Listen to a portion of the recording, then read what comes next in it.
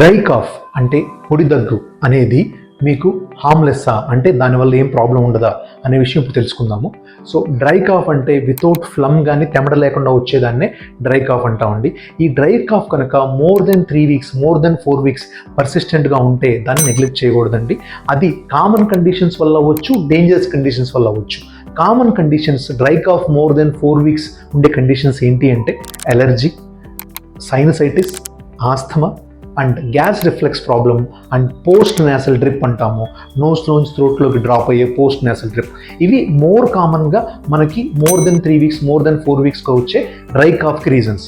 కానీ కొన్ని dangerous conditions అంటే ఇంటర్స్టీషియల్ లంగ్ డిసీజ్ కానీ, లంగ్ క్యాన్సర్ కానీ, ఇంకా వేరే అదర్ కాజెస్ ఆఫ్ ఐఎల్డి కానీ కూడా ఈ డ్రై కాఫ్ అనేది సిమ్టమ్గా ప్రజెంట్ అవ్వచ్చు. వాళ్ళకి వేరే ఇబ్బంది ఉండకపోవచ్చు. So dry cough more than 3 weeks 4 weeks ఉంటే దాన్ని నెగ్లెక్ట్ చేయకూడదండి. దాన్ని ఇమీడియట్ అటెన్షన్ తీసుకొని కన్సల్ట్ యువర్ పల్మనాలజిస్ట్ టుడే.